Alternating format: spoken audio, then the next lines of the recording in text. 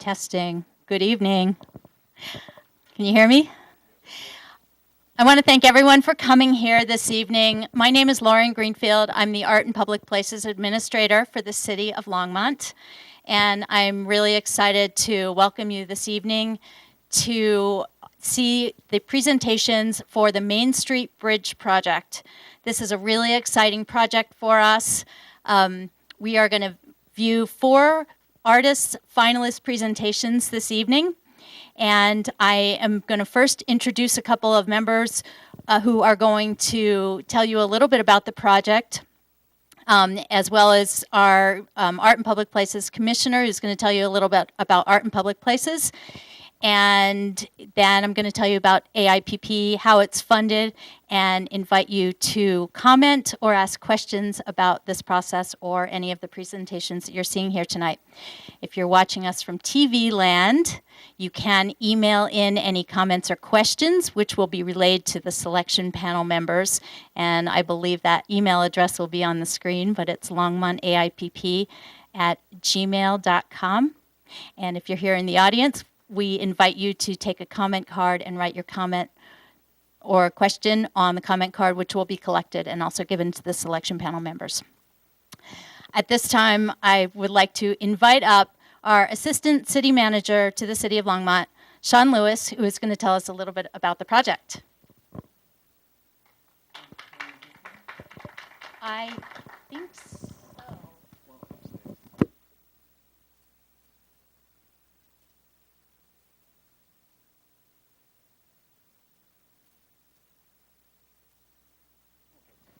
Hi, everyone. I'm just thrilled to be with you all and tell you a little bit more about the project itself, not the art project, but the bridge project, just to give you a little idea of kind of where we have come from and where we're going. As you know, the year 2013 will go down in history as really one of the most traumatic events in Longmont's history. The flood of 2013, of course, caused widespread damage throughout the community. These are just a couple of images, not even showing the deepest part of the river, of the St. Vrain during that flood event, but showing you just how far back the water came and how deep it was at the Main Street Bridge. One of the main problems that happened during the flood is that some of our bridge structures, because they weren't built high enough and wide enough, they created kind of stoppages along the way that caused the water to divert, go out of the stream banks and divert and cause flooding in parts of the city where we didn't even know water was supposed to go or would go. And so these bridge projects are really critical just to make sure that we are a resilient community, because that's really what it's all about, is making sure that our bridge structures and the stream itself can pass the 100-year storm so that we can avoid another disaster like we had, which had, a tremendous loss of property and really devastated a number of, families and businesses, some of which have never returned to our community, unfortunately. So just to tell you a little bit about the project, and I want to recognize Alan back here, who is the lead engineer on this project, and he could probably give this presentation better, but I'm told it's supposed to start in October. Is that right? And conclude about a year later. We're not giving a date firm when that will be over, but we think that it'll take about a year. As you can see, this is just a similar but a little more decorative version than the image that you see here. When I first saw these images, the artwork was really designed by the folks that are doing, it's a firm called MIG. They're doing the St. Vrain blueprint, talking to us about kind of the artistic and some of the land use issues associated with the project. And I saw the reed grass on the end and I said, that's not good enough. We really need to engage Art and Public Places, the Longmont Downtown Development Authority, to do something more to really be a gateway for the city. But as far as the budget goes, let's start with that. We were able to award a local contractor for this, Zach Dirt. I asked if that was a joke when Brad Skold handed it to me, Zach Dirt, but I found the company online. They are a Longmont company. As you can see, the project budget, not including the artwork, I believe, is 5.5, almost 5.6 million. and really comes from a number of funding sources. The street fund being the primary source of that. This does not include the FEMA funding that we got, does it? Or is this just our portion of the Main Street Bridge project?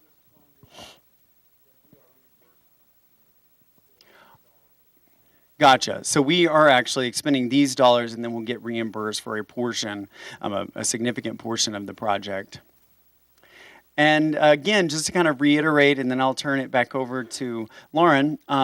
This is really the gateway to downtown. It's the gateway to the art creative district, and that's why we think that this project, this art project, is so important to make sure that we get a really amazing piece of art as you come into the downtown. You enter the creative district, and these are just some renderings that firm MIG did, and you can see that you've got the reed grass that's currently shown, but we're hoping for something much more dramatic and amazing. And so another view looking from down in the riverbed, looking up of, again, the artist's rendition of what the project would look like. And just one more at nighttime. So really a beautiful an opportunity for Longmont to really showcase our culture, our heritage, and our identity, and to create that gateway for downtown. So at this time, I'll turn it back over to Lauren. Thank you, Sean. At this time, I'd like to invite the Art and Public Places chair up, Paul Meese, and introduce him and give him the mic. Thank you, Lauren. Hi, my name is Paul Meese. I'm the current chair of Art and Public Places. I serve on the commission. This is my third year, and I'm very excited to be doing this with 14 of all of our friends and neighbors. It's just been a real treat to be on this commission and to see how much that all of us or all of you can impact what the community is doing. And this is a great opportunity tonight for us as residents of the community of Longmont to have an impact on a major gateway, as it said. We prefer to get input now ahead of time versus getting into the TC line and hearing the feedback that way. So we prefer to be on the positive upside of this. So we look to collaborate as often as we can before decisions are made. A little information on Art and Public Places. Some of the projects you're familiar with are Art on the Move, the shock art that's there. And for many of you, you probably don't realize that within the structure of the city, we have 68 pieces of permanent artwork. And that's been a collection over the last 10 years, as long as this commission's been in place, that we continue to strive to add to that. And we're very excited about this being another part of that collection. We're excited to present the opportunities for you to see the artists tonight, to see the artwork that they've done in the past, and hopefully what they can contribute to the city of Longmont going forward. So thank you very much for everybody who's attending and watching on TV, and we look forward to an exciting evening. Thank you.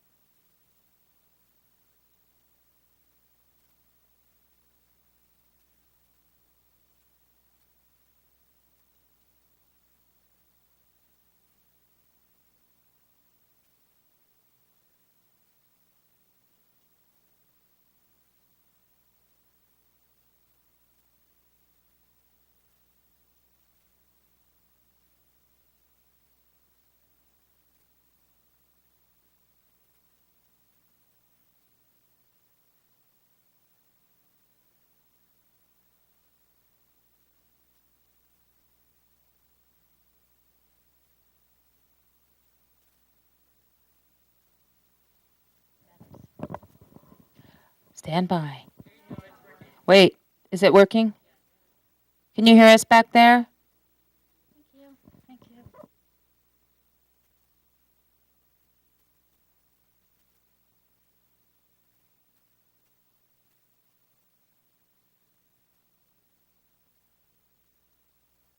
Ding, 1, 2. Is it me?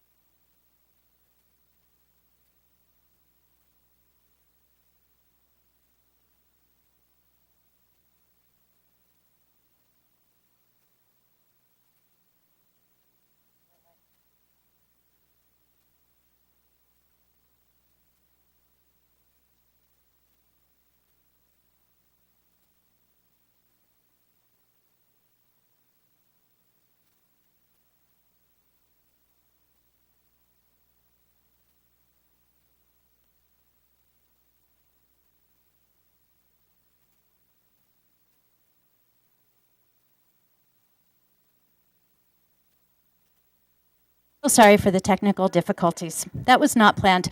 So the question was, where is the bridge? And I was getting to that point. So the bridge is on Main Street, 287. It's about a quarter mile north of 119, where Main Street crosses over the St. Vrain Creek. You may have seen in the past 2 years, there are a bunch of sandbags along that area. It's just south of the D barn. So hopefully you can get a visual of where this project is located. Okay, going back to where we were with the selection panel. So the selection panel is here in person tonight, and they are going to watch the artist presentations as well. We are opening this up for public comment and questions. The way to do that is if you're watching in TV land, you can send an email to longmontaipp@gmail.com. And if you're here in person with us, we invite you to take a 3x5 card and write your question or comment on the card, which will be collected.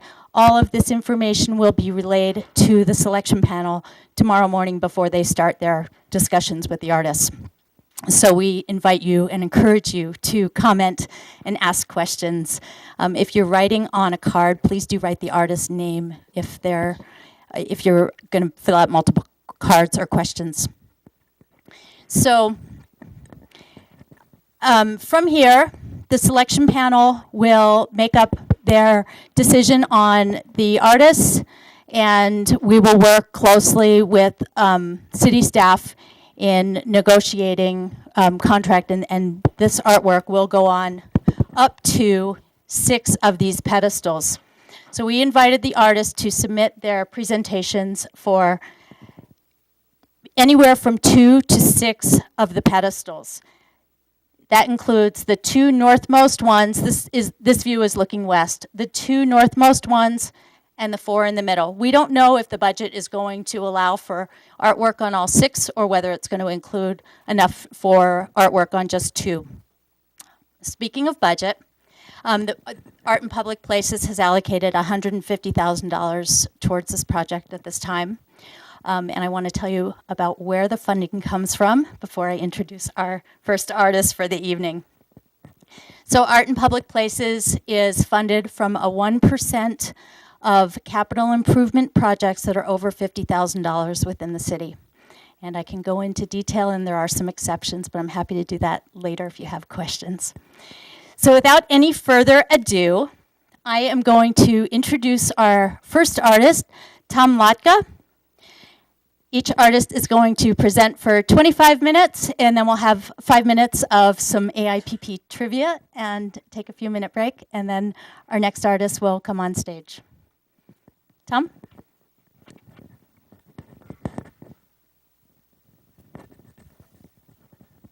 Good evening, and thank you for having us here. This is my wife, Jean Latka, and my partner, and along with Randy Ford, we are Latka Studios. We've been making public art for probably about 25 years. Before that, we were potters, and one day it occurred to me that all of the qualities that are necessary for public art are the same ones that we're making, durability and beauty. Oh, stop.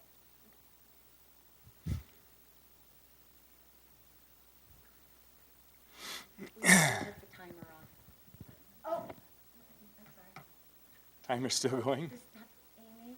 Yes, the timer's still going. We'll get all the bugs worked out for the other artists.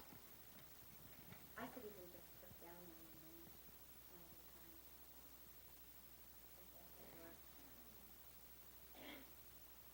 This is a project we did in Pueblo. It's at the entrance to Pueblo. It's called the Headwater Fountain. And the one before that was it shot at night. And this was an interesting situation. They had diverted a street, and they didn't know what to do with this parcel of land that had become available, and they were going to make it into a parking lot. And so we went to the city and we said, isn't there something a little bit more dramatic we can do with this parcel as an entryway into our historic area? And so through grants and a series of funds, this money was raised. She went to the city and she said, why don't we build a fountain there? And they said, that's a great idea, Gene. Now go get the money, which is what she did. Okay, so Just give me 1 minute and we'll get it.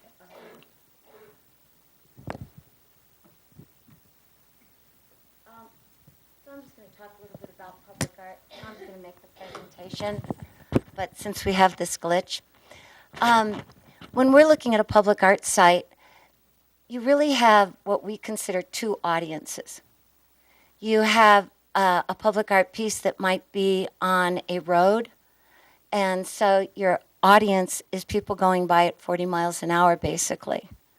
Or sometimes you can have a public art piece that's then located in a park where there's a more intimate relationship now with your audience. They can get up close. And so it really depends on the detail that you can bring to a project. What's interesting about this piece and this project here is that you have three audiences.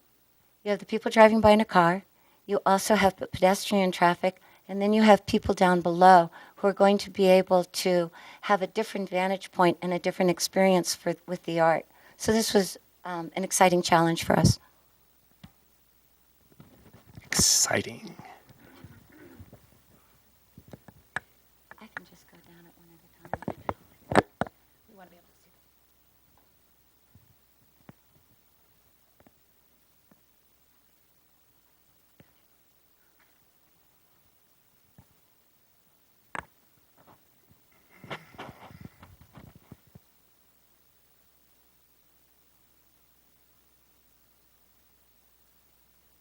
Okay, well, I'll get to get a little bit. Around our studio, we say the definition of art is the merging of the heart, the head, and the hand. And we've come to this because most experiences that come across, through our lives, I find that the majority of artists kind of have a heartfelt response to those. You take it in, it's like, how has this shocked me? How has this challenged me? How has this inspired me? And it usually starts, as I say, almost in a gut level reaction to something. And then it goes to the head. And how do you now create what your body is responding to or that you want to say? And then it goes into the hands, which is where we can finish the process and actually make the gesture. And I feel that this happens in so much of art, being that, a dancer will move it, a painter will paint it, a musician will write it, an author will go to the tablet and start writing. And one thing that's interesting walking around and seeing your community is I really feel that that's a relevant magical triad here. And I think that, had you wanted just the head, you could have handed this project to a CDOT engineer and you could have said, hey, find us something we like that's going to look good.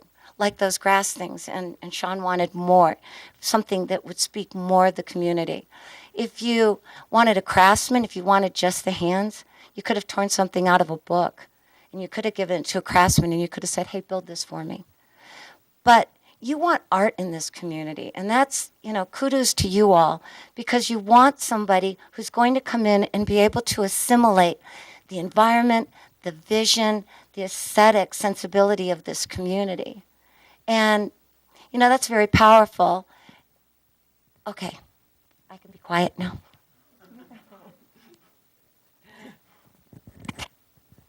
No, that was mine.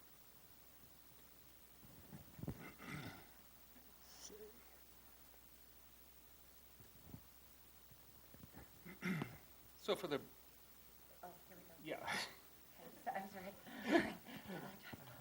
Headwaters. This is in Cedar Rapids, 16 feet tall, 10 feet wide. Sorry. This is in Cedar Rapids. This is 16 feet tall, 10 feet wide, concrete and glass, and in this case, it's stainless steel.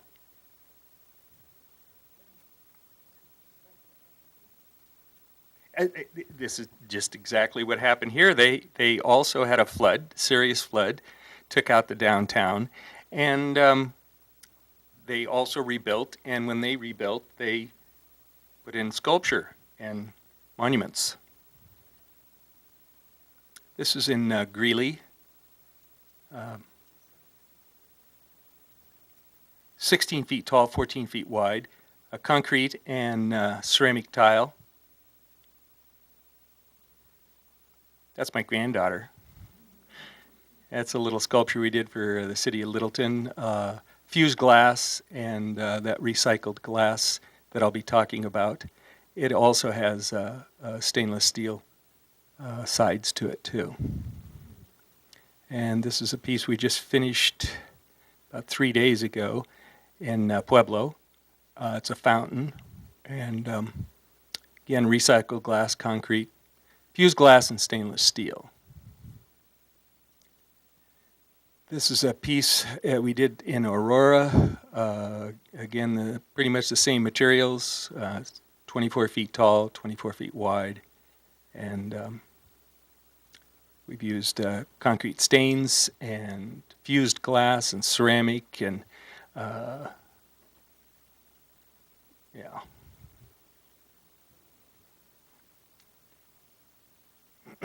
So for these bridge monuments, we've created a series of sculptures which we've entitled Emerge. Our proposal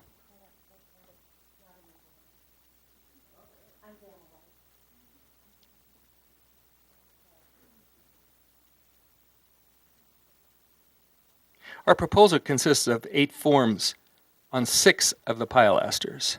They are made of steel reinforced concrete, recycled glass, and concrete stains. Now, what you're looking at here is 1/2 of a duo. In other words, there's 2 of these with variation on a theme, 2 of those with variation of theme, and 4 of those on the highest pilasters. And we're taking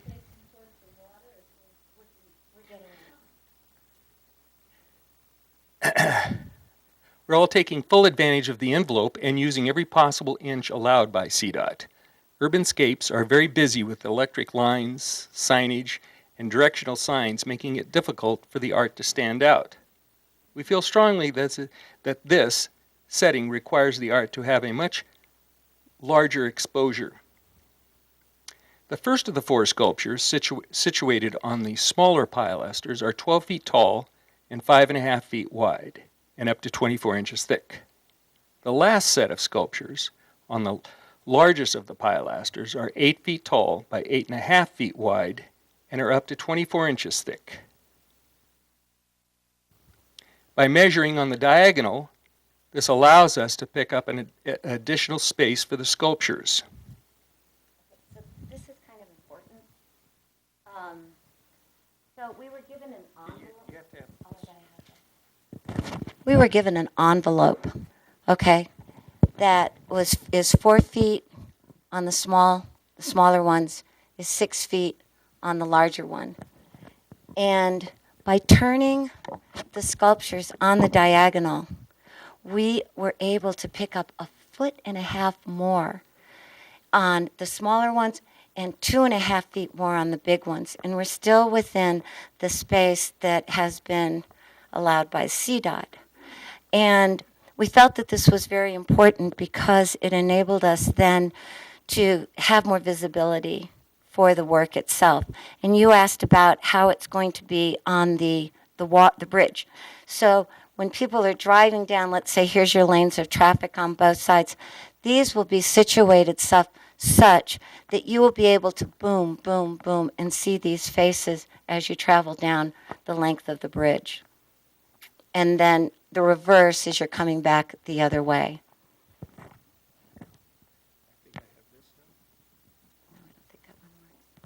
I think I'm done.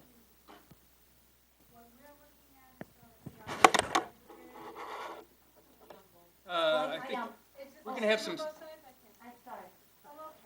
Yes, they're both the same on both sides. No, they're not the same. They're a variation on a theme. variation on the theme.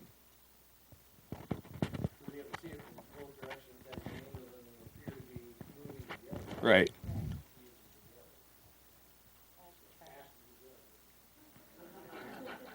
But when you're walking down below, they'll be looking up at these different angles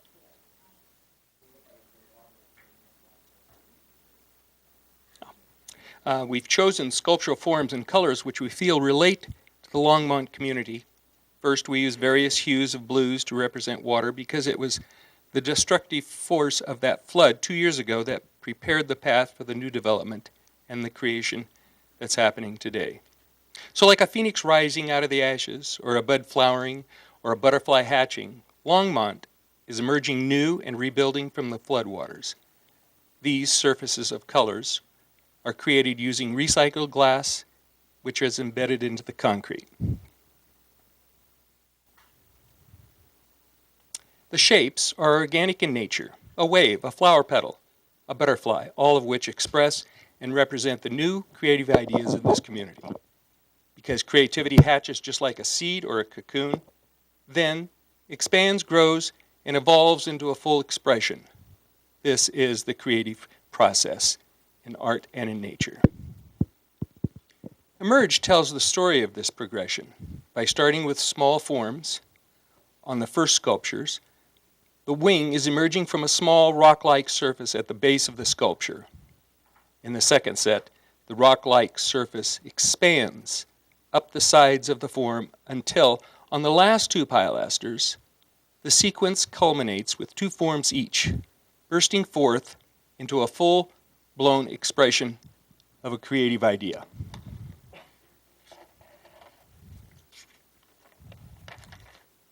Emerge symbolizes ideas and creativity by using colorful, ethereal shapes. These forms and images also have a foundation in the organic world. The sculptures have edges and proportions. These sculptures have edges and portions of the surface which have been designed to resemble warm stone with areas of weathering, cracking, erosion, which represent our current location, the Rocky Mountains, Longmont, and the forces of Mother Nature. Running through the rock is a stream of aqua-colored tile that symbolizes the St. Vrain Creek. This is a nod to the mighty force and the life-giving force that is water. So, how do we build these sculptures? First, we give the models to a structural engineer who figures out how the sculptures will be constructed, making certain that they're safe and they will stand. As long as the bridge stands, so will these sculptures. The engineer's design is followed exactly as drawn in the blueprints. We utilize a type of fabrication referred to as tilt-up construction. We create the sculpture form on the ground, fill it with sand, sculpt it, and apply the concrete veneer of different colors and textures. This creates a rich, organic, rock-like surface. Once the veneers have dried, the rebar and weld plates and pickup points, the lifting inserts for the crane, are installed by the engineer. The engineer comes to the site and verifies that all the details specified in the blueprints have been followed. He or she then signs off on the project, which means they stand behind their work. At this point, a thick layer of concrete is poured into the form. While the concrete cures, the top surface is worked, applying the recycled glass and stains, and then sealed with a UV-proof graffiti-resistant sealer.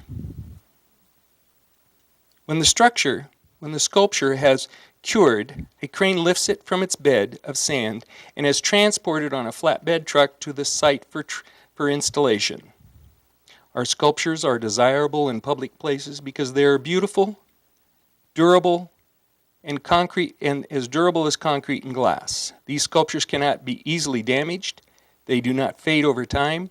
They require no maintenance than occasionally being hosed down with a power sprayer.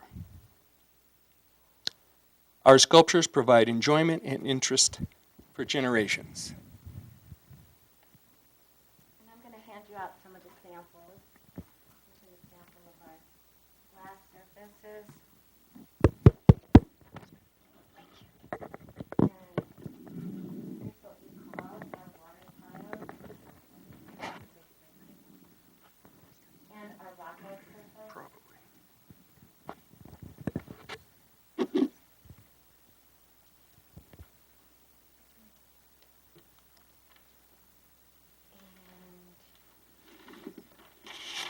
think that's it.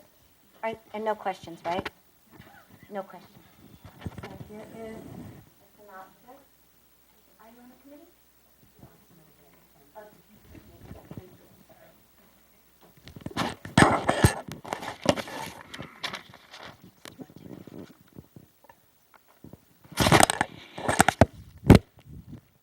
Thank you very much to Tom and Jean Lotka, who are from Pueblo, Colorado. Thank you.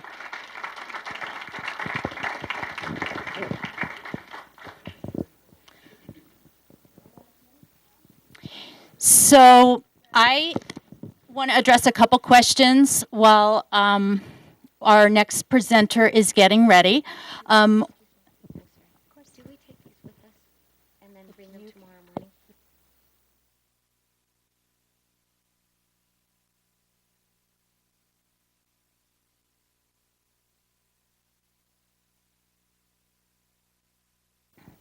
Quick question from the artist. Okay, so I wanted to address a couple questions that were asked during the last presentation.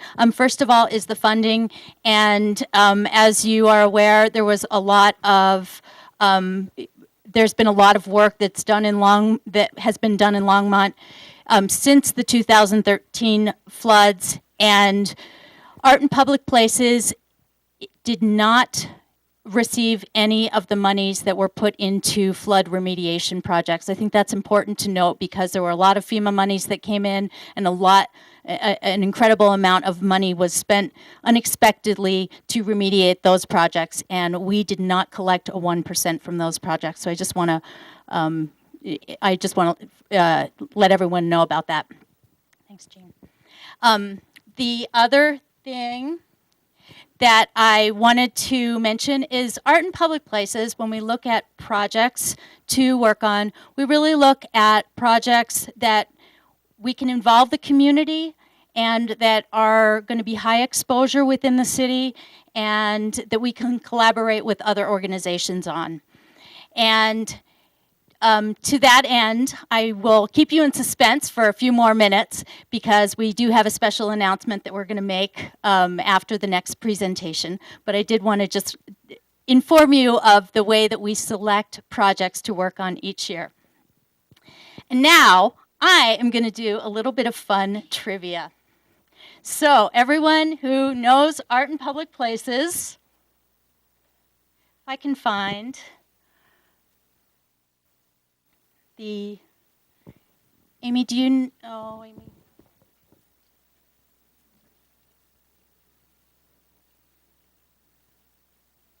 I'm looking for.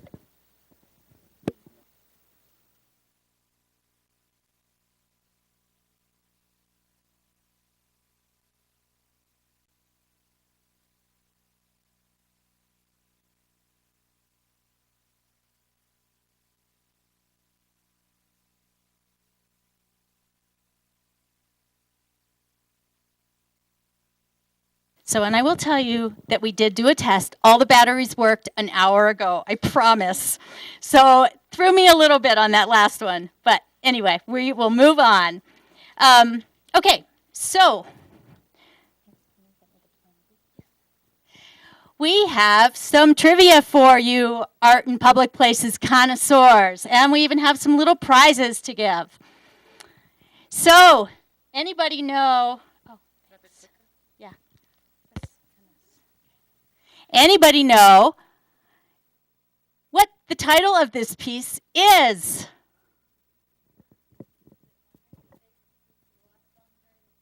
Very close. The answer was 100 Faces, which we lost some during the flood.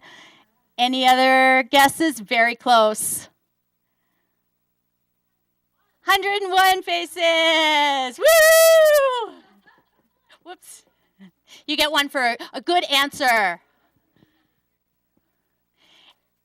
And anybody know where this piece is located? In the dirt, in the trees. Those are both correct responses. So you each get a chocolate on the bridge. Okay. Along left-hand greenway, spanning from Sunset all the way up to Hover. Anybody know where this piece is? Outside. Okay, do we get a special chocolate for that one? I see a hand up. Off of County Line Road. Very good. This piece is called Defiance. It is on the trailhead that's on County Line Road, about a half a mile south of 119. Pippet, yes. Wow. Good job. Pippet is the dirt road that goes from County Line Road to 119th Street. That is a shelter, a park shelter is the building in the back. And that piece, if you haven't seen it, is a very cool eagle, and there's a long story behind it that I'm not going to go into now. It's towards Sandstone. Okay. Oh, I was supposed to ask the question before you saw the answer to this one. Anybody have any idea what year this piece was installed?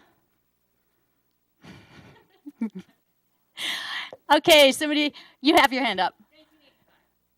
Good guess. That's a little bit too early. 1985 is a little bit too early. 89 is still, it was commissioned in 89 and installed in 1990. Karen. Whoops. Sorry, I'm not very good at throwing. Okay, this is a really tough one. Anyone know where this piece was located? Whoops. And does anybody know the title of this piece? Delilah, yes. I'll get really good at throwing by the end of the night. My aim will improve. Can anybody tell me who the artist is on this piece? Revan, do you know her last name? Revan Swanson has had several pieces in our Art on the Move over the many years. And Delilah went back to Revan in June. And anybody know what the new piece is? Anybody know what it's called that's out there in front of the Civic Center now? Nobody is running out there really quickly to check. It's called Red Flag Number 5. And if you haven't seen it, it's worth paying a little visit to, especially when the wind picks up and it actually is kinetic. Whoops. Okay. Anybody travel at all? Anybody know where this piece is located? In what city? I heard a lot of Chicago's. I think I heard one from you. And does anybody know the informal title of this piece? The Bean, yeah. And that was my next question. Who said Bean?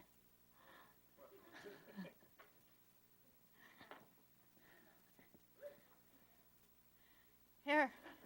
And anybody know the official title of this piece? Yeah, go ahead. You can scream it from out there. It is Cloud Form, I believe. Cloud Form. And does anyone know the budget for this piece? Kind of close. 30 million was the answer. Kind of close. Anyone else want to take a guess? This piece, the budget for this piece was actually $23 million just for this piece. And I was asked who the artist is. I actually don't know that off the top of my head. Anish Kapoor. Thank you. Here's your candy. Anish Kapoor is the artist. And anybody know the name of the park that this bean is located in? Millennium. Good job. And who does this little teapot belong to? What's her name? Manilda is her name. Manilda, do you know what her last name is, anybody? Yep. The middle initial is G, and her last name is actually Raff. If you have not visited Manilda G. Raff, take a little visit and stroll around. Anybody know the artist? Michelle Vanden Heuvel, and installed in, very close, commissioned in 2001, installed in 2002. Okay, so I am curious as to whether anyone has seen this piece before. This piece was, there was a story about this piece on NPR over this week, and I was really curious, and I don't often look at NPR website to look at their stories, but this one is absolutely fascinating. These horses are, I'm not going to do a trivia on this, but I will tell you about it, and then we're going to, are we ready for the next artist? Okay. So these are actually hybrid horses. They're part horse and part oil rigs that draw oil from the water.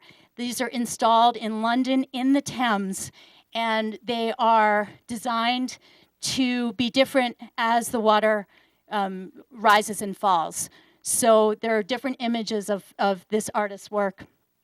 And I wrote it down, but I don't have it. It's worth looking up this artist and seeing all of his work around the world, all of which is underwater and intended to rise and flow with the tide, and it changes as it does. Okay, my slideshow is over, and I want to introduce our next artist from Colorado Springs, Christopher Weed. Come on up. Come on up.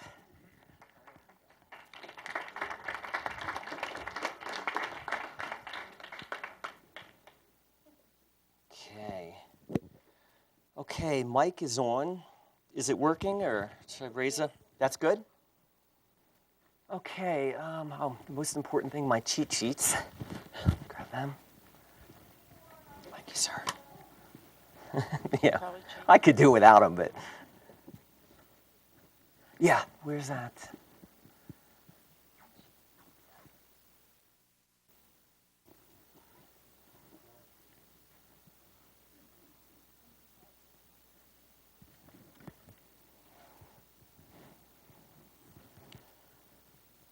So the mic doesn't need to be any higher. It's everybody can hear me fine?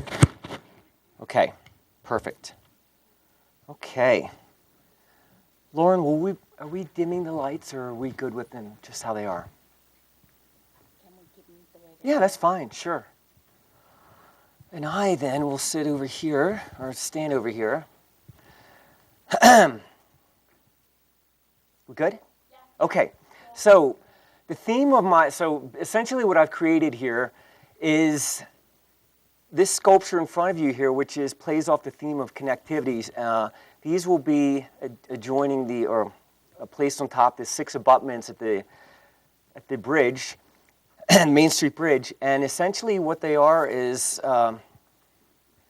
think about the center of this as Longmont, or the core. And essentially Main Street Bridge connects to so many other cities. I believe it's 10 cities. All of these things are jetting out to different communities. So it's all, like I said, all based on community and connectivity within our communities, our infrastructure. Let's get to the next one. Okay, so essentially that's what it's going to look like. That's not the bridge, obviously, but we built that bridge and threw some foliage and everything else in. I know that I'm sure the other artists that spoke prior to me spoke about the parameters that we had to work within as artists on this particular project. And so there were height restrictions, depth and width and whatnot. So this is essentially a close-up of what it'll look like on the concrete abutment.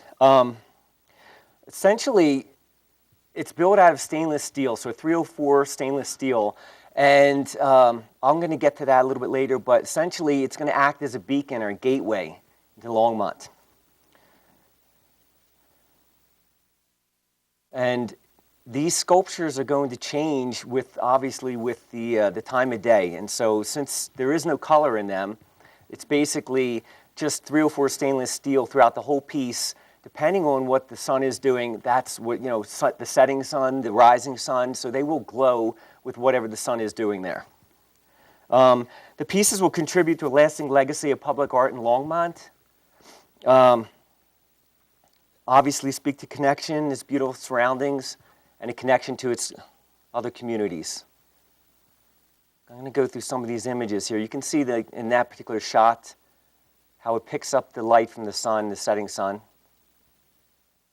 That's more of an overhead shot there. Another overhead shot. And you can see, like I said, the thing that I was trying to create here was, with the materials we're using, we were very limited with color. And so that begs the question, though, what are we going to make it out of? Is it going to be something that needs to be grouting or, bricks or mortar or something like that? I elected to go with the stainless steel, which will then have a sandblasted finish. So we weren't allowed to do any reflective surfaces, something that's going to blind passerbyers or pedestrians or automobiles. So this will be sandblasted almost to like a matte finish, but it'll absorb all the light around it, as you can see. And these are pretty indicative. We drew these up in a 3D program, and these is the actual lighting situations. I already mentioned how the Main Street Bridge connects to 10 cities. Once again, the importance of connectivity. The sculptures are inspired from the convergence of the past, present, and future, standing the test of time. That's very important here because it was kind of drilled into us that the materials that we're using had to stand the test of time. That is, they couldn't degrade over time. More shots, and then we'll get to... And that's, like I said, that is very indicative of what these pieces will look like on these concrete abutments as the sun is rising, the sun is setting. They're going to change, and that's the beauty of them. Let's go through a few more of these. And that's a close-up of them. The two ones on the north end of the bridge will actually be 8 foot high by 6 feet deep and 6 foot wide. And the four abutments that will be adorning the other four sculptures there in the center of the bridge, we only have 4 feet by 4 feet to work with there. They'll be just under 8 feet, so they're going to be elongated. That's an overhead looking down. So that kind of gives you a general idea. We're filling that space. Like I said, very strict parameters to work within here. And so that was the trick of this. I mentioned durability. Huge when we're doing a public art project, especially a bridge project. And as I go further in this presentation, you're going to see bridge projects that I'm working on currently. So that's another image. You can just see the shadows with that. That's an overhead image which nobody will see. I'm just trying to give you an idea what they'll look like on the top there. And basically what the camera angle is doing is just going around these pieces. As I stated before, durability, non-reflective, no glare, resistant to the elements. There's absolutely no maintenance on these pieces, and that's very important. Like I said, there's no grout lines that need to be sealed or filled every 3 or 4 years. Absolutely no paint. It is what it is. It's going to stand the test of time here. Warm water is all you need to clean these pieces. Go around a little bit more. And you can see that with the shadows and everything else how it changes as far as what the viewer is looking at. Okay, different angle. This is more indicative of what viewers will look like, be looking at from the bridge. Camera's going around.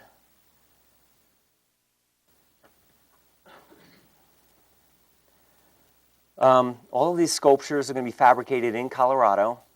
As I stated before, 304 stainless steel with tapered tubes, basically. The materials are going to vary from a 10 gauge to a 7 gauge, which is essentially 1/8 of an inch all the way up to 3/16 with a 3/4 inch stainless steel plate at the base. In this picture here, what you're seeing is that the contact points on here, the fastening points, are connected to just 2 of them. The whole idea is to have the piece somewhat precariously balanced. That's kind of one of the signatures of my work. Some of them will be on 3 points, others will be on 2 points. So that's important to visually skew the eye there. Okay, I want to get into recent public art projects real quick. And this will show you some of the bridge projects I've worked on. A lot of it's going to have color, but there will be a lot of them with stainless steel also in the real world application, which will show you that it does kind of pick up the colors around them. This particular piece is in Lexington, Kentucky. It's a 218-foot span bridge with 6, very similar, so 6 concrete abutments with art placed on top.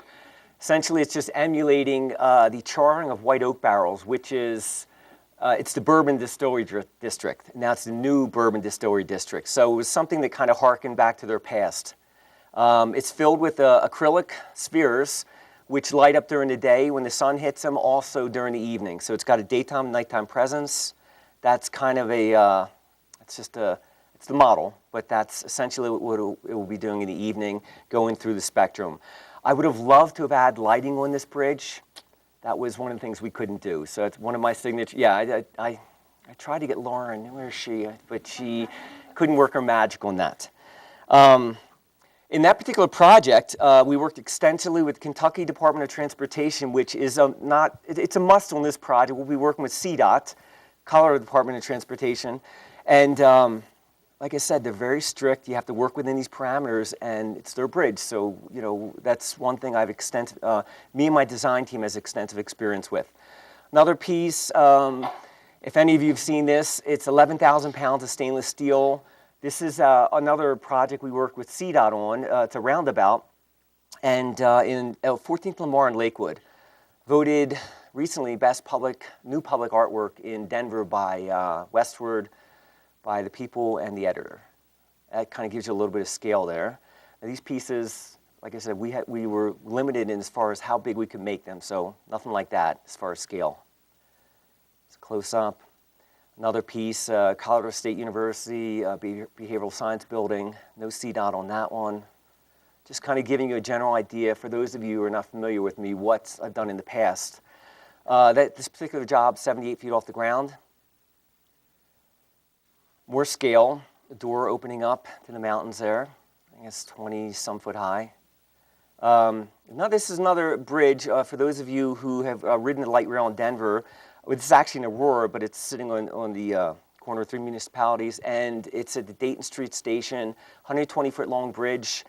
It's got 50 elements to it. This was another one. It's surrounded by wetlands. CDOT was very instrumental in this, and there were strict parameters to work within on that. Oops. Okay. There we go. Oops. Hold on a second. Close up. Lots of color on that. Stainless steel again. And aerial view. Some other pieces. Very obviously, color is one of my trademarks, and that was why it was very difficult in this job using just stainless steel. What we're going to get was pieces that have stainless steel in them. Form and function. This is, I threw this slide in here because essentially what we're doing is we're using stainless steel that's going to be sandblasted. That's essentially what we're going to be looking at there. It's steel in its raw state, which still comes alive when the light hits it. It's very important. More doors, 24-foot high paper clips. This just speaks to creative placemaking, which I'm hoping once these pieces are installed, that's what becomes of this bridge. So what we're really looking for in the bridge is to have an iconic presence in Longmont, at that Main Street Bridge, where people will be taking pictures of themselves with the bridge behind it. That's very important. And Lauren was just showing you Cloudgate, pictures of iconic art, like the piece Cloudgate in Chicago, and it's one of the most photographed pieces in that city. It's where everyone goes. They end up at Cloudgate. They will not leave Chicago without photographing it. More pieces, creative placemaking, community engagement, very important. As I stated earlier, all our pieces, these 6 sculptures will be fabricated in Colorado in our fabrication studio. My design team, which consists of architects, 3D people, structural engineers, we have together, it's 7, almost 8 decades of experience bringing my vision to fruition. More pieces, stainless steel and then painted. More sculpture. This has RGB LEDs in it. I already mentioned, let me get back to this. This is important with these pieces here. We talked about creative placemaking and that how we want this bridge, Main Street Bridge, to have a presence where there is creative placemaking, which is people, they will have events going on at the bridge, and this is where people will gather to take photographs and everything else. All these sculptures, a lot of these sculptures I've showed you, like this one here in the paper clips, one of the most photographed pieces. It was a temporary show, but over a year and a half, you'd see it on the news, and you'd see it in newspapers. So a very photographed piece. It's very important for these sculptures here that they have that presence. Okay, fabrication again in our studios. Part one's one of my fabricators on the design team. And the next slide, I threw this in there for a reason. I think it's important that I think these sculptures, when it does snow, if you elect to go with me here, when it snows, I think these are going to have a spectacular presence there. They're going to look, obviously different pieces here, but very similar. So as you can tell, this is during the day, and when we get inclement weather and it snows, it takes on a whole other meaning there. So that's what we're hoping for these sculptures. More pieces. I'm almost done this presentation here. Are we fielding questions here? Okay, all right. I already spoke about that. Let's see. Okay. I already said this, I think, but I want these iconic sculptures will act as a beacon or a gateway at the Main Street Bridge. I already spoke about contributing to a lasting legacy of public art in Denver. Or I'm sorry, Denver. That was a faux pas there. Longmont. Okay, sorry about that. Oh, sorry, everyone. That was a slip.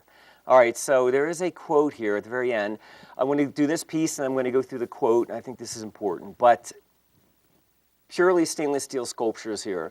Like I said, a lot of people think that you have to have color mixed in with this, but these work on their own. They absorb all the light around them, and these are more of a swirly like finish, but they're quite spectacular pieces. And like I said, without color, they still work. So I'm going to read this here. More than a physical structure, the image of a bridge mythically symbolizes the pathway to paradise. It's a transition or movement to a better place.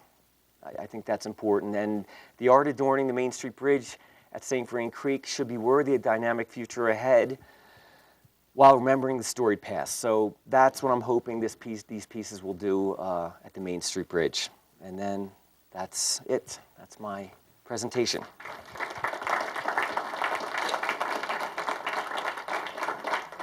All right. Okay, let's take that off.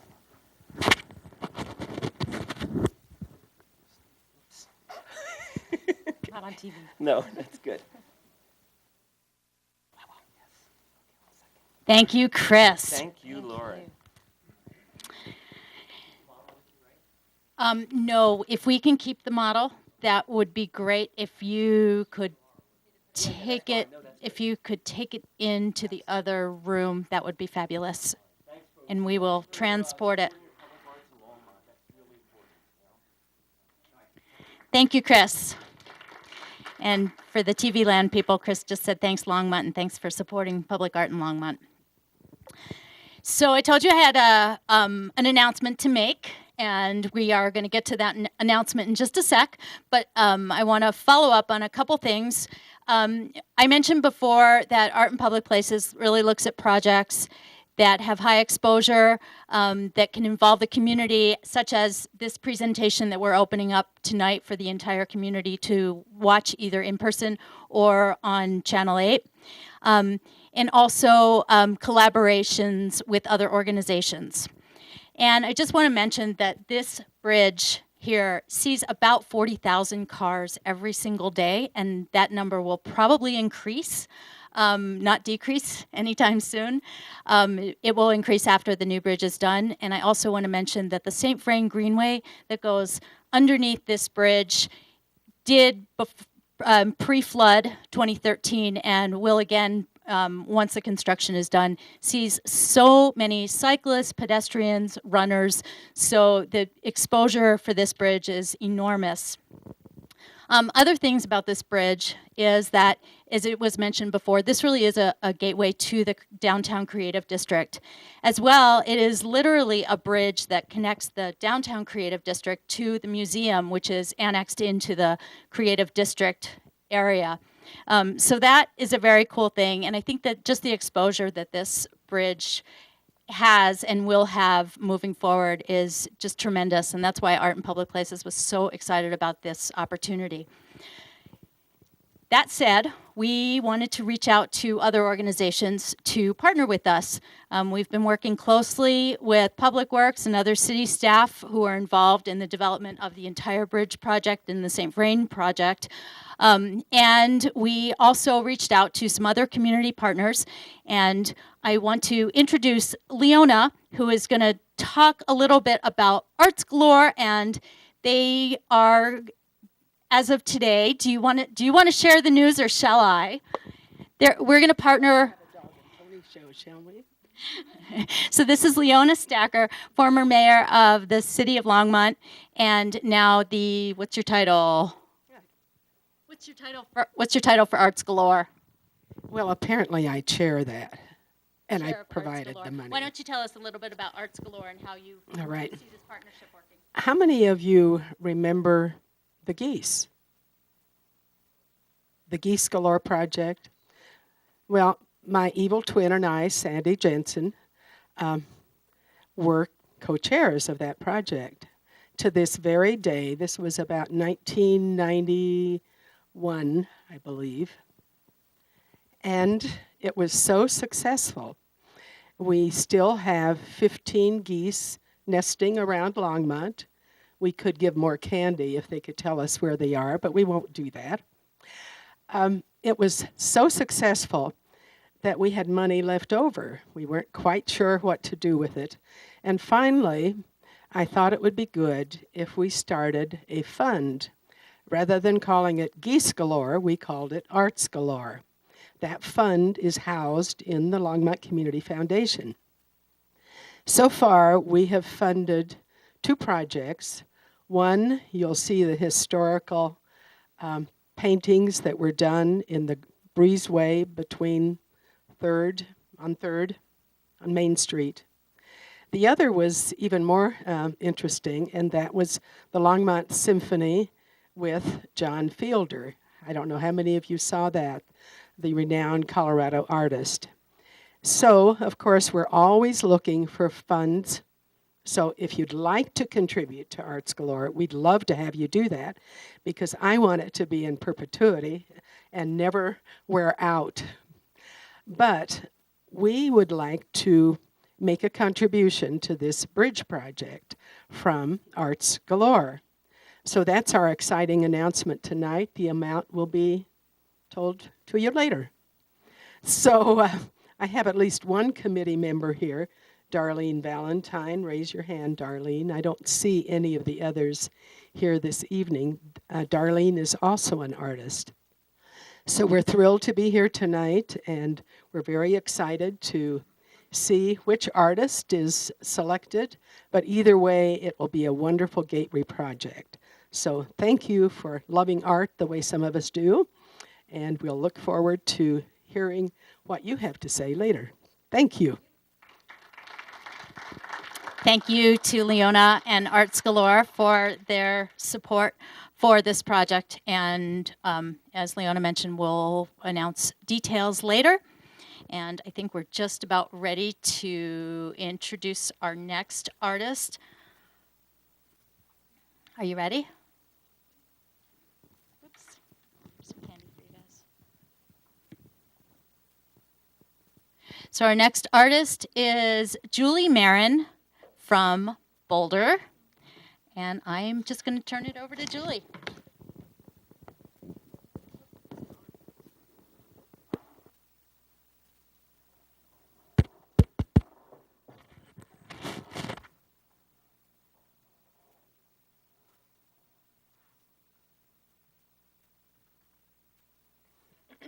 Hi, thank you all so much for coming tonight. I wanted to begin by first thanking the committee for selecting me to be a finalist for this project. I'm honored to be amongst such talented and well-seasoned competition. I've been a fan of Robert Tully's work for many years and have taken field trips up to Longmont to see it especially. I had a lot of fun putting my proposal together, and I'm very excited to share it with you. I also wanted to thank the City of Longmont for being so open to community and public art. Since I found out that I was a finalist, I've visited several times, and there's such an extensive collection here. It's very impressive. I would love to be a part of it. I especially love the murals by Gamma Acosta and Longmont Story as part of the outdoor gallery in the creative district of downtown, and of course the Listening Rocks by Robert Tully. So I'd first like to begin by showing some images of my work, my past work, to illustrate my style and how I arrived at my solution for the Main Street Bridge. I specialize in contemporary bas-relief carving. Bas-relief carving is when images are projected from the surface, allowing for light and shadow to interact with the shapes. Stone carving and nature are my passions, and I love to honor or tell a story of a location through combining the two in my carvings. My carvings often feature oversized renderings of local flora and fauna, which I portray to honor ecosystems. I don't just do what I do just to depict nature. I could never create as much intricacy or beauty as nature does on its own. My artwork is made in gratitude and reverence of nature. I honor the nature that surrounds us and pay tribute to the creatures and plants that are so very integral to our ecosystem. Some of the often overlooked parts of modern life are wild plants, insects, and birds, although they are some of the fundamental building blocks of the food chain and thus life. Insects pollinate plants and our food. Birds eat insects, but also spread seeds to ensure the survival of native plants. And some insects even help control pests, which again makes them important to humans in agricultural areas. This is connection. It is exactly connectedness that nature models for us. So ecosystems are about connection. Connectedness is about capability and possibility, and nature makes amazing, unthought of successes possible. It is exactly this idea of connectedness that nature models for us and that I strive to express through my artwork. Connection is what distinguishes dead systems from vibrant, vital, alive, growing systems. Connection is about life and health. And thus, nature gives us a model to live by, to strive for connectedness in our daily lives. And by observing it, we may find metaphors for our own life, like the transformation of a caterpillar into a butterfly, or the cooperation and teamwork as told through an ant colony, or my favorite, the metaphor of pollination, the idea of spreading ideas and inspiration into the world for the nourishment of the greater community, and to be fertile with our endeavors. So, now you know what I do, and on to the bridge. I was immediately interested in this project because of the bridge's location. It's setting over the mighty St. Vrain River. However, because of the design constraints, and because the artwork is to be placed on 12-foot and 8-foot pedestals, stone was not the right material to work with. My style of bas-relief carving on such surfaces would be cost prohibitive, and I'm also sure it would not be visible enough. So I began thinking about another material that would harmoniously integrate with the architecture of the bridge and the sandstone covering the pedestals, and also with the surroundings. It also must be durable with no maintenance ever, no bright colors, non-reflective, and resistant to freezing and thawing, and attractive. Weathering steel was the natural answer. More specifically, I plan to use ASTM 242 weathering steel at a 1/4 inch thick. This material is a high-strength, low-carbon alloy which develops a natural rust patina which protects the steel from exposure. Only the superficial rust layer once the superficial rust layer has developed, further oxidation is prevented, which ensures the integrity of the remaining material. Colorado and other similar semi-arid environments are a good choice for using such a material. At approximately 10.5 pounds per square foot, the larger 8 by foot square pieces would weigh 1,600 pounds each. Just to give you a little information.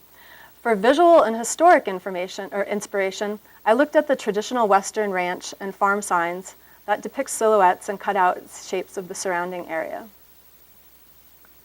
And because the placement is so high up, I also thought about sky lanterns and candle lanterns with shapes cut out, allowing light to shine through. And similarly, the Mexican tradition of papel picado, or perforated paper flags for celebrations. To prepare my concept, I took several inspiration trips to Longmont. As I walked along the dynamic environment of the St. Vrain Greenway, listening to the sounds of insects buzzing, crickets chirping, geese fluttering, and songbirds singing, I thought about connection and how natural habitats like riverways provide the living space for an assemblage of plant and animal life, and that it is the little forms that I want us to remember and honor as we pass by. For they are small and often unnoticed, but beautiful and important. They are the building blocks, they are the fundamental building blocks of the food chain and thus life. Creeks and rivers provide nourishment to communities and ecosystems. They allow civilizations to form, land to be irrigated and farmed, and goods to be traded, as well as providing peaceful spaces for us humans to enjoy. The bridge, bike path, and surrounding greenaway is also a dynamic environment.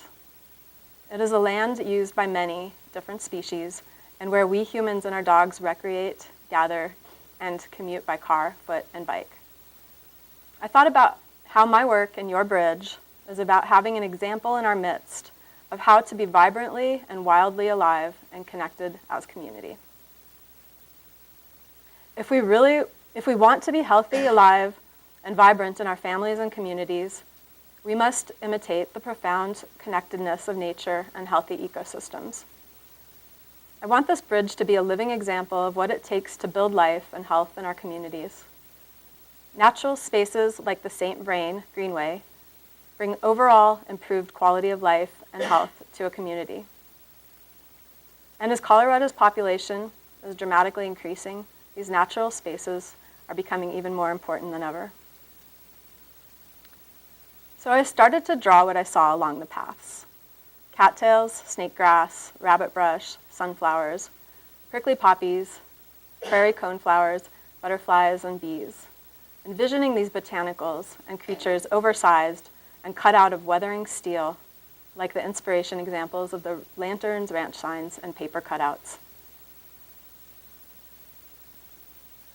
And as I refined my concept for the bridge, I refined my ideas. I found that the best idea is sometimes the simplest.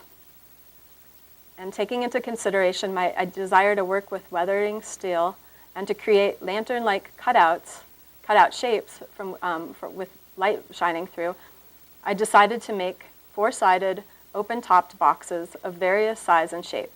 Each side would have artwork based on my sketches and research about the ecosystems around the area of the St. Vrain Greenway. I also decided to center on the theme of pollination, migration, and gathering as metaphors for our species and what the bridge facilitates. We travel to and from work and home, we network, we cooperate, we spread our ideas into the world, we gather together and form communities. The scope of this project included the opportunity to create artwork to be placed on the 6 pillars, 4 in the center and 2 on the north side. The 4 in the center will sit on 8-foot pillars, and the 2 on the north side will sit on 12-foot pillars. There are also 2 pillars on the south side with no artwork designated to be placed on top, which sort of bothered me because I just felt that they didn't really integrate. So to solve this, I decided to graduate the size of the artwork on the pillars as you head north on the bridge, allowing the transition from smaller to larger to be more subtle. I love the idea of creating unique, elegantly rendered narratives on 4 sides of each pillar, which provides interesting and educational elements to pedestrians and drivers, to remind them that they are crossing a river and an intricate and valuable ecosystem. I wanted to capture the feeling of laying on the grass and looking up, or the experience of really studying a wild blade of grass, or that feeling of really soaking up nature and appreciating it to its fullest. I like the idea of the bridge being an oasis of peacefulness and a tribute to nature and connection. So I created a series of 24 drawings for each of the 4 panels. These drawings represent the artwork for the 4 sides of the first set of the middle pillars. They are 4 feet tall, and each side is 3 foot wide, standing on an 8-foot pillar. So the total height would be 12 feet. So they're off to the smaller ones. My technique begins with drawing, which allows me to define the bold and graceful lines which give my work its signature style. It takes me a very long time to perfect those lines in my drawings, and while I did spend many hours creating the drawings for this presentation, they will in actuality take many more hours to perfect, and some of the duplicative imagery will shift a little bit when you're taking a close look at those later. These two groups of 4 panels are for the 4 sides of the middle pillar you would come across. They're 8 feet tall, and each side is 3 foot wide, standing on an 8-foot pillar with a total height of 16 feet.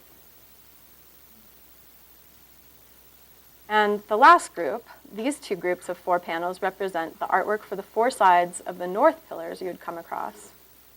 What's that? What's that? Oh, these are the end.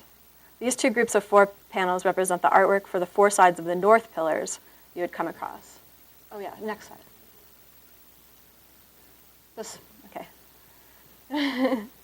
They're 8 feet tall, and each side is 5 foot wide, standing on a 12-foot pillar with a total height of 20 feet. So the next step is to see what they would look like cut out of weathered steel. Here is an example for you to visualize how the shapes will look when cut out of weathering steel. I found some examples that were similar in scale, and I plan to fabricate the patterns and the shapes in my artwork using either CNC water jet machine or a CNC laser cutting system. These images are to show you what the shapes would look like if you could see through them, if you could see through it, and if the form was left open on the top. Because I wanted to create sculptures with a lantern-like appearance with 4 sides joined together, my panels will be seam welded to create a size appropriate box according to dimensions of each pedestal. The following images are simple mock-ups. The pillar is not the right shape, but they will give you a view of the installations as you are heading southbound on the bridge. The artwork may move around quite a bit, but it just gives you a feeling for what you would see. But I definitely want to create a gateway of geese as you head south over the bridge. The geese fly over the cattails and the snake grass, and which are two plants that are found in abundance around the St. Vrain and its ponds. Every year, thousands of Canadian geese migrate to Colorado, joining our state's resident goose population, where they gather in Longmont's abundant resource of ponds, rivers, and reservoirs. Symbolically, the idea of migration fits the bridge and the surrounding area with its history as a popular route for commuting. Continuing south on the bridge, you will next see the depictions of a field of sugar beets, one of the most important crops in Longmont's history of farming, with a busy bee buzzing in the foreground and a local rabbit hopping through the field. The foundation of Longmont is farming, with a history of wheat, sugar beets, berries, corn, and corn, to name a few. In these last pillars heading south, you will see more pollinators, a bee, hummingbird, and a butterfly. The plants represented are all found around the greenaway, including the prickly poppy, the prairie coneflower, and the common harebell. If you change directions and head north on the bridge, this is the artwork on the first set of the pillars.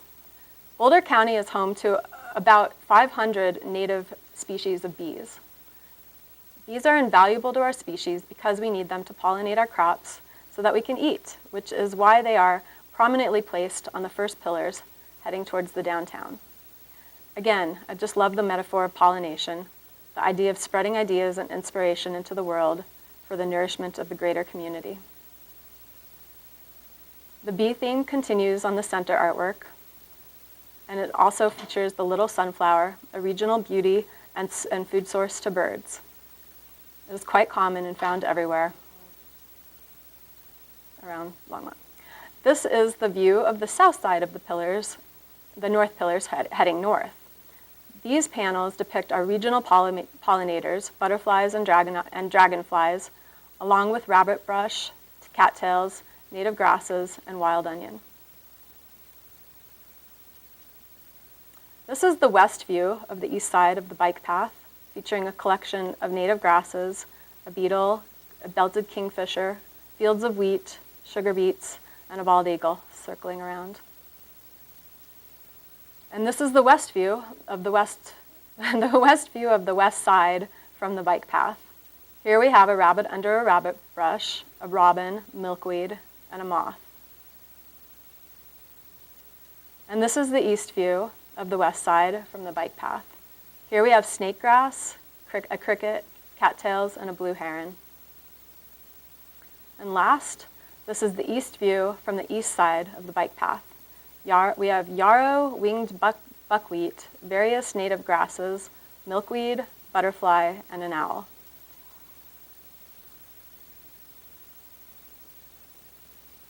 So to close, my work focuses on nature because I want to honor it. To honor something is to have reverence for it. And when reverence is internalized, it becomes inspiration that is radiant and inspires others to in turn inspire others, and the cycle continues. Bridges are literally about connection. This bridge was broken in the flood. The broken bridge is clearly a symbol of the power of nature in all of our lives, and how clear it is that we need to heal our relationship with its profound influence. It is important to use these natural symbols not only as depictions, but as inspirational reminders of nature's lessons in what it takes to be alive, healthy, and growing as a community. Nature is our best example about how connectedness heals and what makes it possible, and why I find it the most fitting subject matter to connect to the bridge. I want our communities, our organizations, businesses, churches, sports teams, community centers, and etc. to do just this, to be successful, to be this inspired, and to be this connected. If we want to be healthy, alive, and vibrant in our families and communities, we must imitate the profound connectedness of nature and healthy ecosystems. My passion, my life, and my art is about making this metaphor, this concept, absolutely real. I want us to look to nature to strive for connectedness, which this bridge can only remind us to do. And now I'd like to acknowledge my friend and occasional artistic collaborator, Electra Johnson, for helping me to create this AutoCAD model to give many perspectives of the bridge. And my husband, Raymond, for helping me to build this physical model, literally at the very last minute, because we had a little mishap. So I'm going to scroll through my SketchUp model, and please feel free to come up and look at the end caps for the bridge and turn them around if you'd like, even after the presentation. So this is a view heading northbound on the bridge. Northbound view of the pillars on the east side.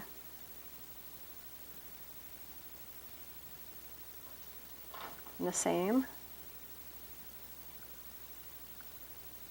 And really the artwork is subject to change and to switch. It's just for the presentation, this, just giving an idea of the scale. This is a view from the top of one of the center pillars and looking west. The center looking east.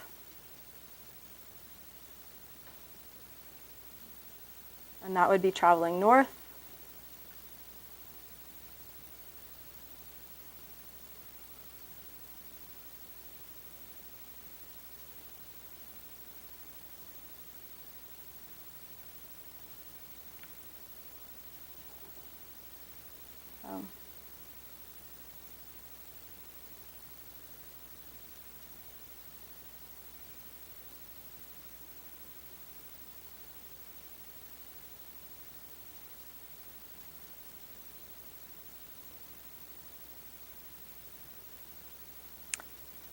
There we go. Thank you very much.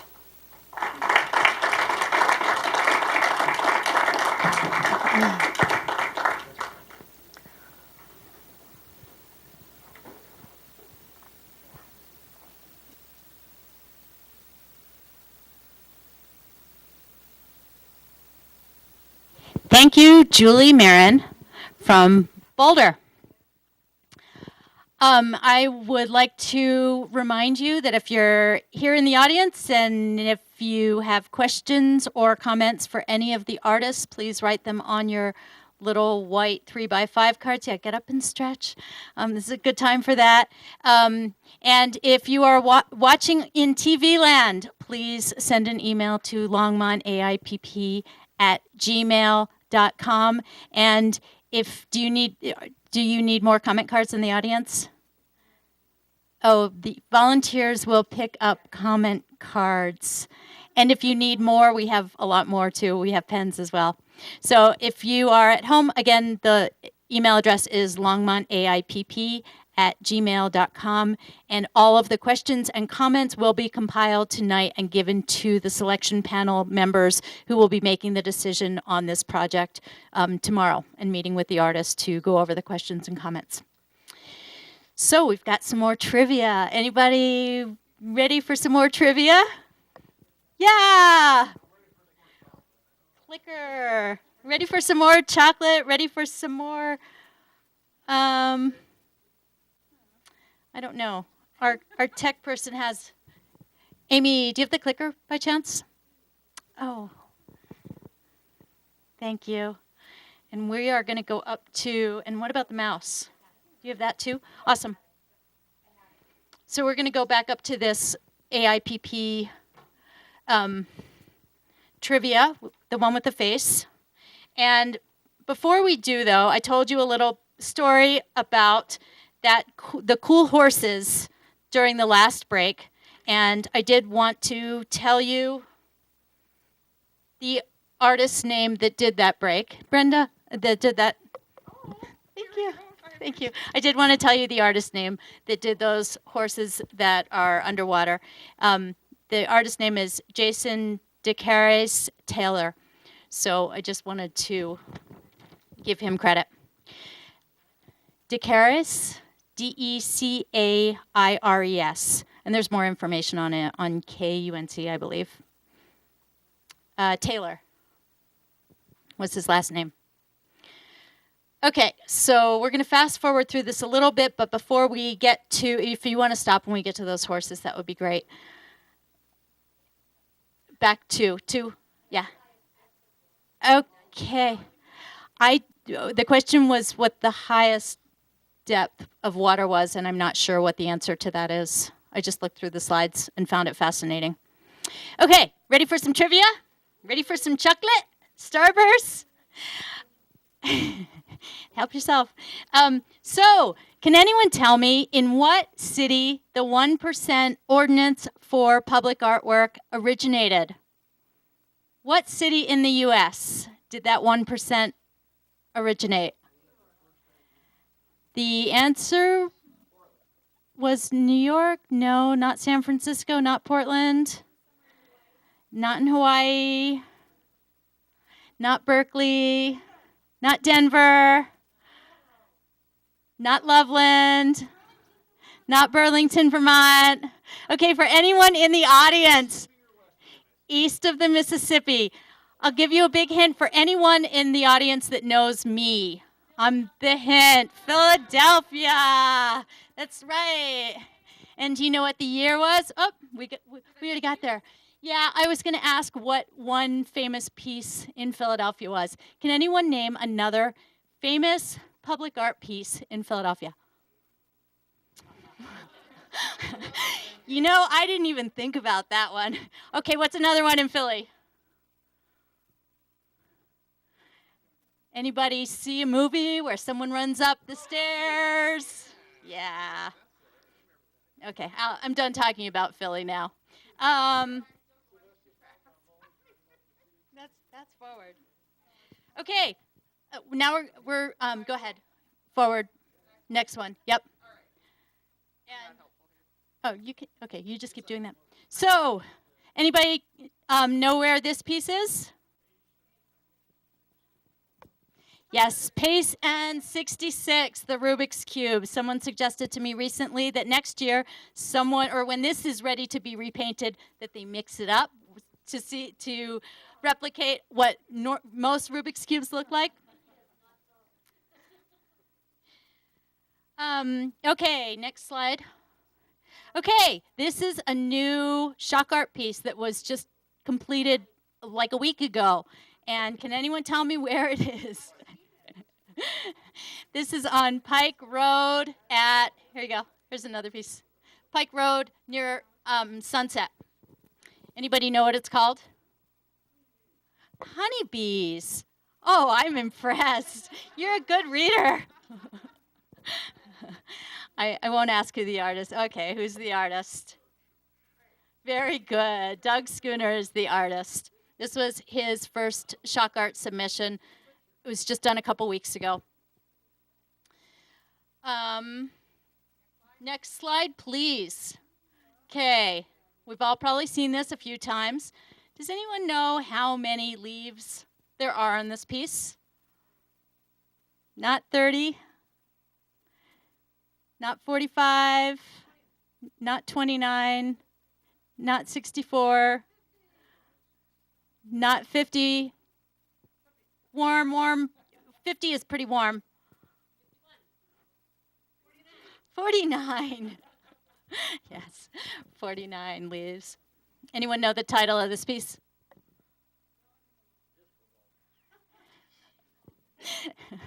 Anybody? Spirit of? You're good. Okay. So next slide, please. So anybody know the name of this park? That's right. I know you like chocolate too. Lanyon Park was the answer to this one. And I have a question. Does it actually continue underneath the concrete? only a concept of your imagination. So it appears that it does, but I'm asked that question all the time. Lanyon Park is at 19th and Collier? Yes, thank you. Okay, I'm going to do 2 more questions, and then we're going to be ready for our next artist. So where did this piece reside? Yes. Everybody gets one for that. Can you help distribute? And I actually don't know where it is right now. I thought that question might come up, but this was in St. Stephen's Plaza at 5th and Main, and it was here, I believe, 2007 to 8. It's not still in Longmont. It was returned to the artist as part of Art on the Move, and it traveled after that. And next question, how many airplanes are in this sculpture?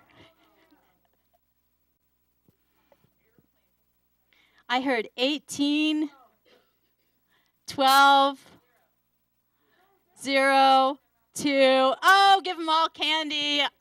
I don't know. I didn't count. I just wondered whether any of you did. There are not a whole lot. If anyone counts, you can tell me for the next time around. Okay. I am going to move on. We are ready for our 4th and final artist of the evening. And I am thrilled to introduce to you Mr. Robert Tully from Louisville, Colorado. And Robert, you want to bring your stuff down? And if Robert's name sounds familiar, he has several pieces in Longmont along the St. Vrain Greenway that were all installed in the 90s.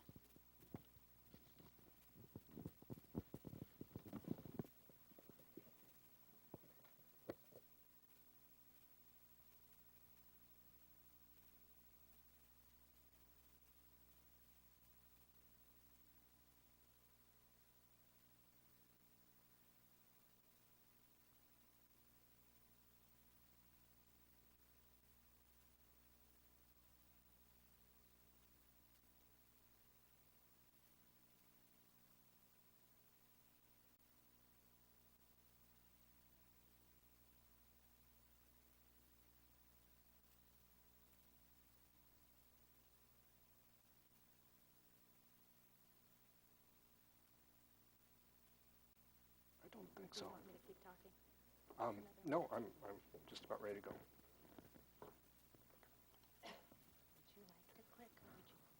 Oh, I better click. I might go back and forth. Yeah, go like that. Okay. Yeah, that'd be good. Okay. Yeah, there's a few. I would just give the. Yeah, we'll leave those. Hello. Well, as Lauren said, I'm Robert Tully, and I'm grateful to have been chosen as a finalist. My proposal is inspired by the fact that Longmont evolved from the Chicago farming colony to its present day kind of diversified business community, and also has an emerging arts district. So in searching for a subject or a subject matter, something to build a sculpture around, I kind of came upon a plowshare as a fundamental icon and a building block to make a sculpture out of.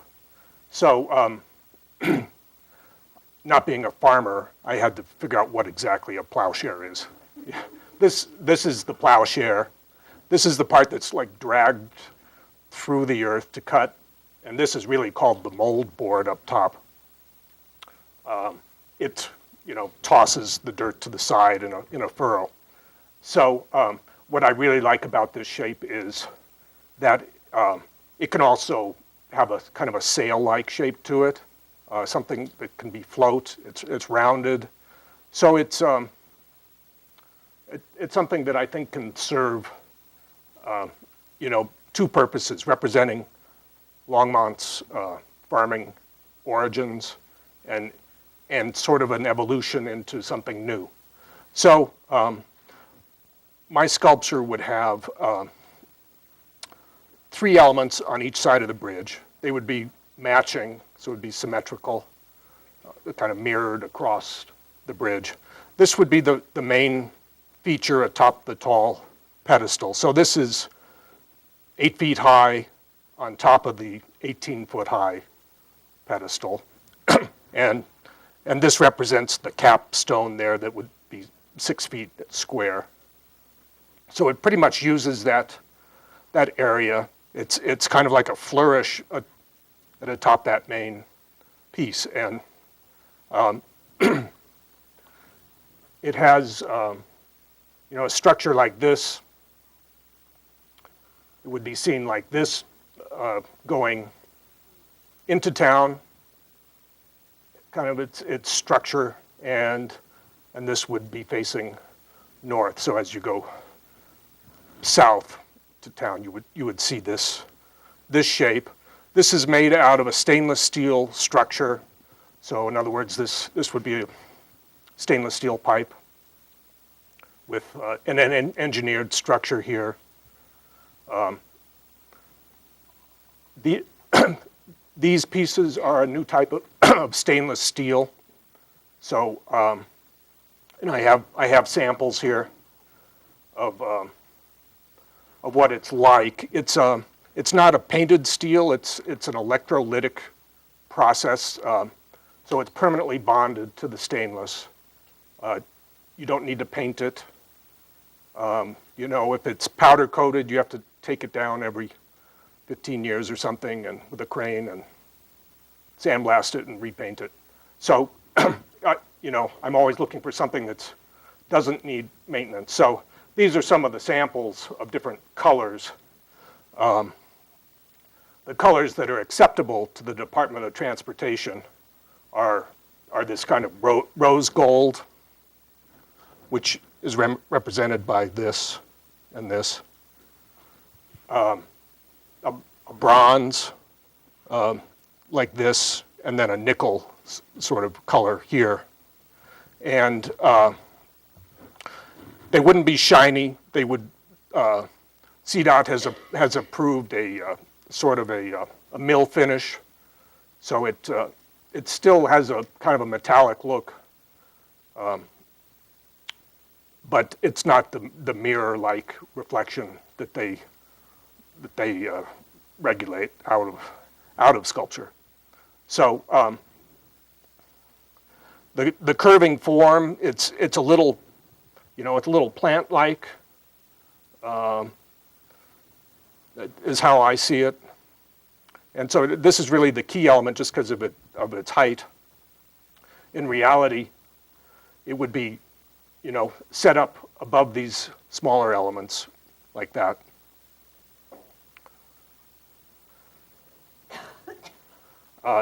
Then there's a smaller pedestal, 4 feet by 4 foot square, and this would be, in alignment behind that one.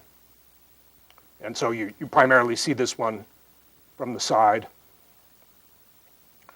And then at the very end is these kind of blocks of rose red granite. So this would be about 5 feet high, at the same level as this one, before stepping up to the major piece. And this I see as again a symbolic of the earth, the farming origin, and it's kind of a counterpoint, just because of its density, to these really light pieces. So these pieces will really be spread out, quite a bit more.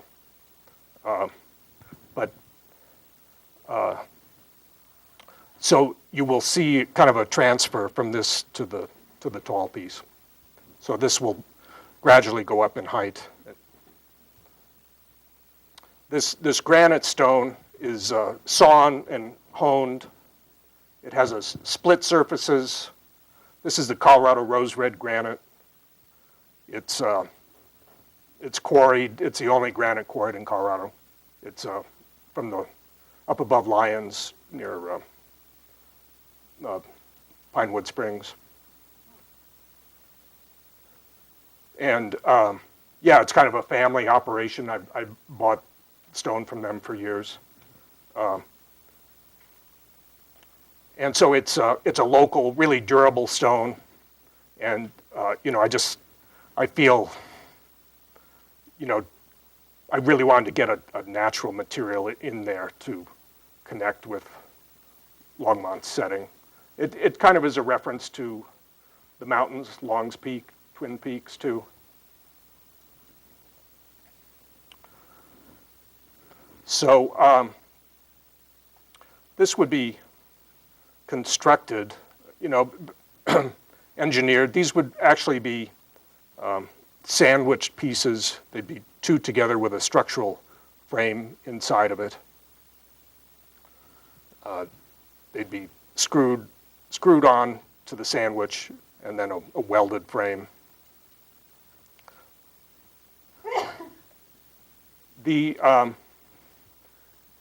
So this is what one side of the bridge would look like. The other side would be,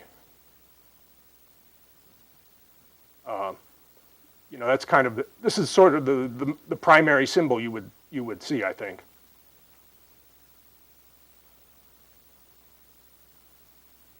And then it would be mirrored on either side. So again, these elements would actually be spread apart more in scale, but here you get an idea of how they work together. So you see the heavy-looking stone at the end, but given the space, it's not as heavy and overwhelming as it looks here.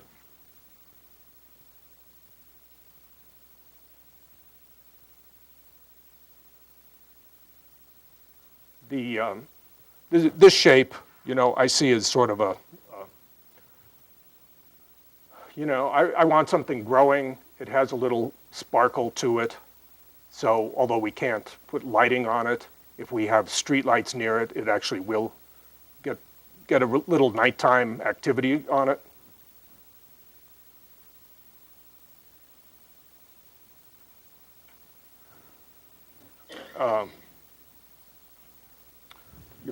budget-wise, I have a budget passed out, and I guess I'll bring a few more copies of that tomorrow.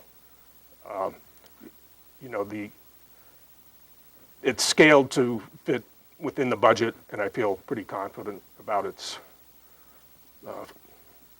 feasibility.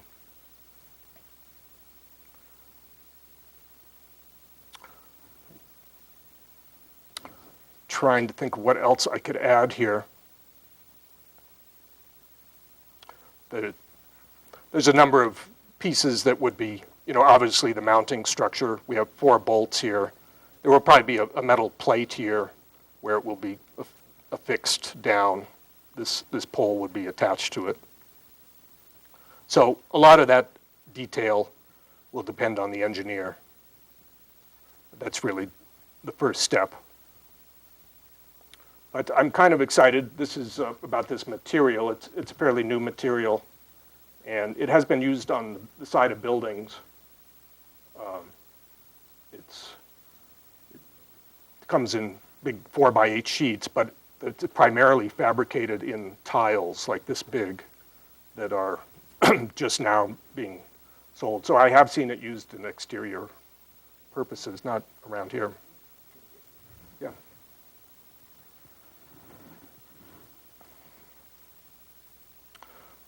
So I can turn these this way a little bit so you also get some views. This side is definitely more structural, but there's something I liked about it. You know, I considered adding more shapes on the back side of it, but I like the elemental. I tried to keep it really simple so it reads clearly from a distance. Just so it speaks, its simplicity, so it can speak well, not too complicated. Just sculpture is stronger when it has some simplicity. So that's my presentation, and the title I have is Turning Plowshares into Dreams, which is a play on the well-known phrase of beating plowshares into swords, beating swords into plowshares. And this is sort of a next generation taking the plowshares into dreams.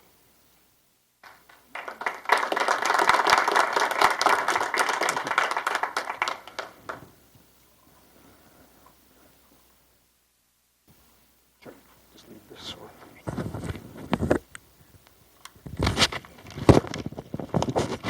Thank you very much, Robert.